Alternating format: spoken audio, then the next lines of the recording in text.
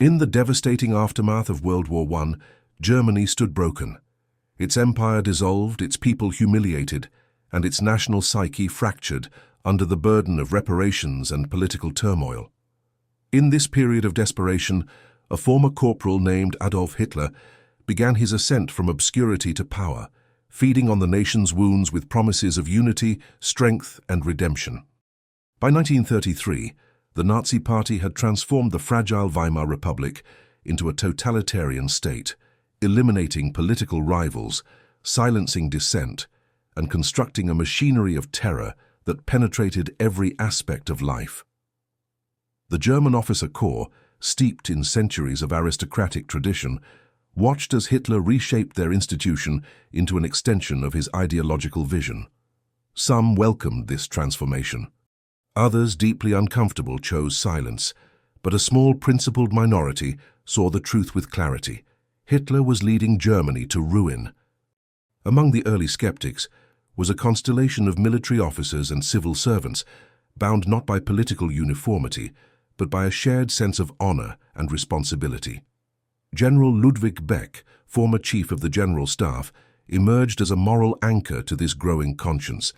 To Beck, Hitler's expansionist ambitions were not just reckless, they were catastrophic, a betrayal of Germany's future.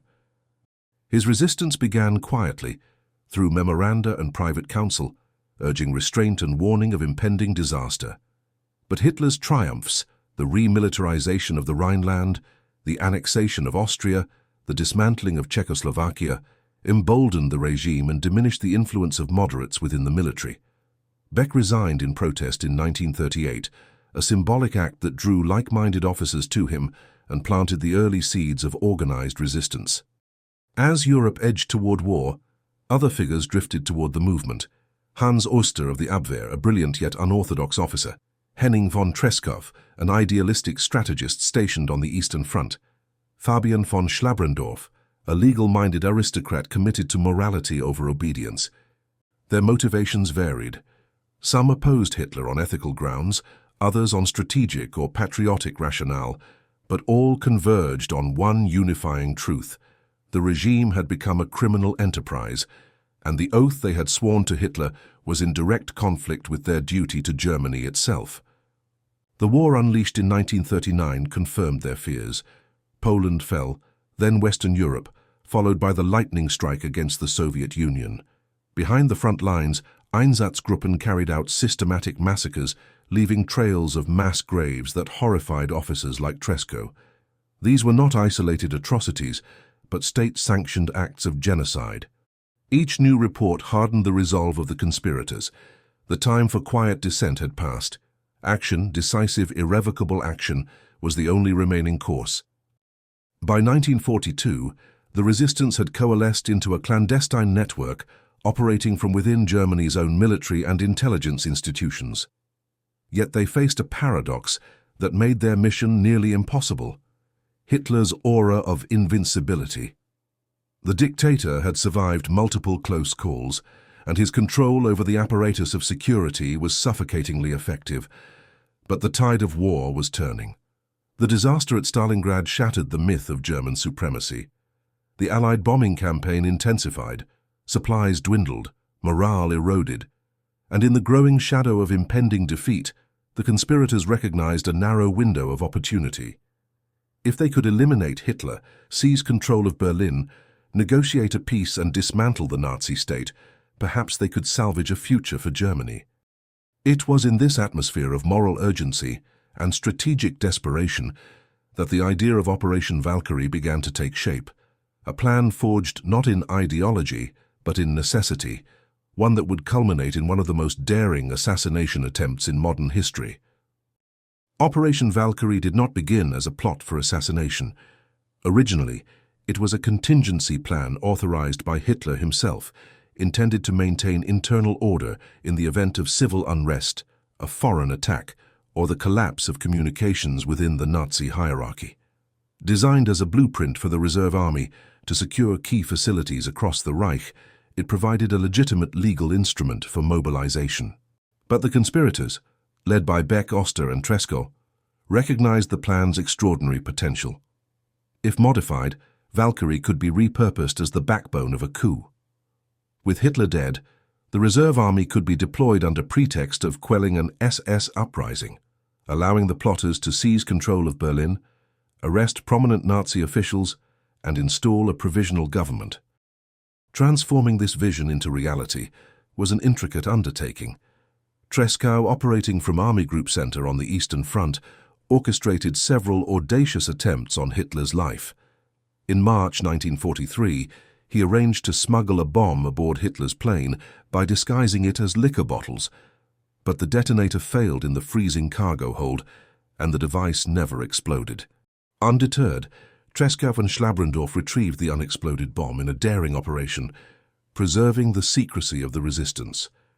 Another attempt followed shortly after, involving a suicide bomber within Hitler's entourage, but circumstances prevented the volunteer from approaching close enough. Each failure deepened the conspirators' frustration. Fate, timing, and Hitler's own unpredictable behavior had conspired against them. But the movement refused to break. New allies joined their ranks, including one who would soon become its symbolic leader, Colonel Klaus von Stauffenberg. Stauffenberg was a striking figure, charismatic, principled, and fiercely patriotic. A devout Catholic from a distinguished family, he believed deeply in the cultural and moral heritage of Germany. Early in the war, he served with distinction in North Africa, where he sustained severe injuries during an air attack, losing an eye, his right hand, and 2 fingers of his left. Despite his disabilities, or perhaps because of them, Stauffenberg emerged with renewed clarity.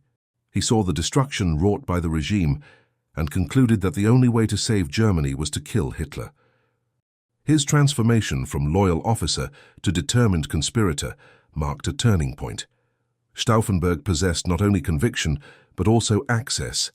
In 1944, he was appointed Chief of Staff to the Reserve Army under General Friedrich Olbricht, granting him the authority to liaise directly with Hitler at his headquarters, the Wolfschanze, Wolf's Lair. With this position came the opportunity the conspirators had long needed, proximity to the Führer. By the spring of 1944, Stauffenberg, Beck, Olbricht, and their allies finalized the revised Valkyrie plan.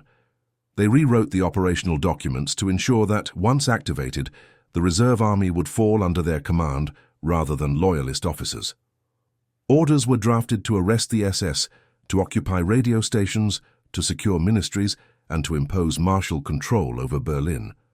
A new government in waiting was quietly assembled, with Beck positioned as head of state and moderate conservatives, military leaders and civilians designated for key roles. Everything depended on a single moment, the successful assassination of Adolf Hitler. The conspirators faced immense pressure. The war was entering its final act.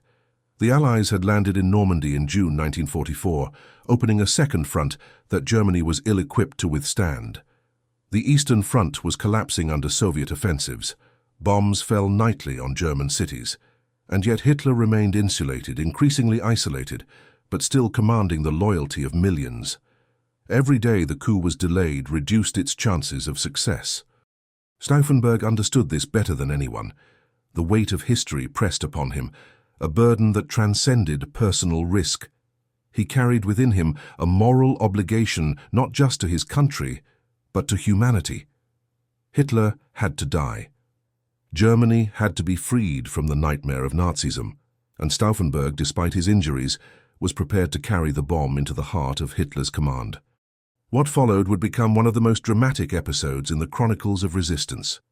A moment where the fate of nations hinged on a single briefcase placed beneath a wooden conference table, deep in the forests of East Prussia. The morning of July 20th, 1944, unfolded with deceptive calm. At the Wolf's Lair, security was tight but routine. The Eastern Front briefing had been scheduled indoors, as usual, but a sudden heatwave prompted a last-minute change. The meeting would take place in a wooden hut with open windows to alleviate the stifling temperature. This change, seemingly minor, would prove decisive. Stauffenberg arrived by plane, accompanied by his adjutant Werner von Haeften. Concealed in his briefcase was a British-made plastic explosive wrapped around a pencil detonator. Due to his injuries, Stauffenberg required Haeften's help to arm the device. Under the pretense of needing to change his shirt, the two men slipped into a small side room, armed the bomb, and placed it carefully inside the briefcase. Only one of the two explosive charges could be primed in time, an unfortunate compromise forced by the arrival of an unexpected officer. With the bomb prepared, Stauffenberg entered the conference hut. High-ranking officers surrounded Hitler, who stood hunched over a long, map-covered table. As the briefing commenced, Stauffenberg positioned his briefcase beside Hitler, as close as his damaged hand could discreetly manage, and then excused himself on the pretext of taking a phone call. He walked briskly toward the car, waiting to bring him to the airfield. Inside the hut, the seconds ticked down. The explosion tore through the room in a deafening blast, shattering windows, splintering wood, and sending officers flying. Smoke billowed as alarms blared. Outside, Stauffenberg saw the plume rise above the trees and hoped, that Hitler had been killed. He and Haften raced toward the plane and took off for Berlin, convinced the operation had succeeded. But fate intervened once again. The briefcase had been moved slightly behind a solid oak table leg by Colonel Heinz Brandt, who had unwittingly shielded Hitler from the full force of the blast.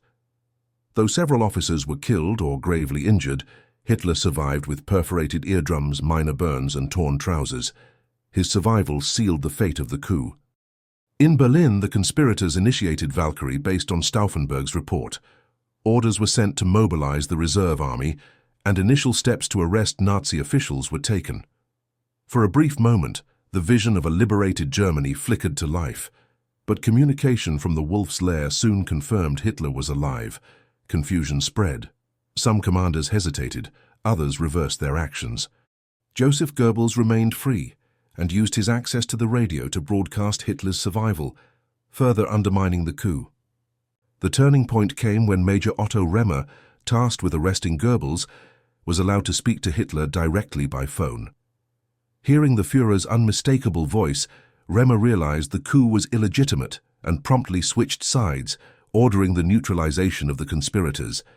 The reserve army, uncertain and leaderless, dissolved into paralysis. By the time Stauffenberg arrived in Berlin, the coup was collapsing. Beck, Ulbricht, Haften, and Stauffenberg were arrested. That night, in the courtyard of the Bendler block, they were executed by firing squad. As the shots rang out across the darkened courtyard, the last hope of internal resistance to Hitler died with them. In the days that followed, the Nazi regime unleashed a brutal wave of retribution. Thousands were arrested, interrogated, tortured, or executed. Show trials staged by the grotesque People's Court under Judge Roland Freisler turned the conspirators' last moments into macabre spectacles. General Beck was forced to commit suicide. Treschow detonated a grenade on the Eastern Front, rather than be captured. Schlabrendorf narrowly survived only by extraordinary luck. The regime sought not only to destroy the plotters, but to erase their legacy. Yet even as Hitler raged, the collapse of the Reich accelerated. The Allies advanced from west and east. German cities burned, and in the ruins, whispers of the conspiracy survived, whispers that would eventually grow into recognition of extraordinary moral courage. Operation Valkyrie failed in its immediate objective, but its significance transcends the confines of July 1944. It stands as a testament to the fact that, even within one of history's most oppressive regimes, there were those who resisted, those who risked everything to confront tyranny from within. They understood that loyalty to a nation does not mean loyalty to its leader, especially when that leader has become the architect of atrocity. The conspirators' legacy is complex. They were not united by democratic ideals, nor were they free from the prejudices of their era. But they possessed something fundamental, a belief that moral responsibility outweighs obedience, that honor demands action, and that silence in the face of evil is itself a form of complicity. Their attempt, though unsuccessful, exposed cracks within the regime and demonstrated that Hitler's grip was not absolute. In the decades that followed the war, Germany grappled with the memory of July 20th. At first, the conspirators were viewed with suspicion, even resentment, seen by some as traitors. But as the horrors of the Nazi era were confronted in full, public perception shifted. The men and women of the resistance came to be recognized as symbols of conscience in a nation that had lost its way. Today, the Bendler Block, once the site of execution, is a memorial dedicated to the German resistance.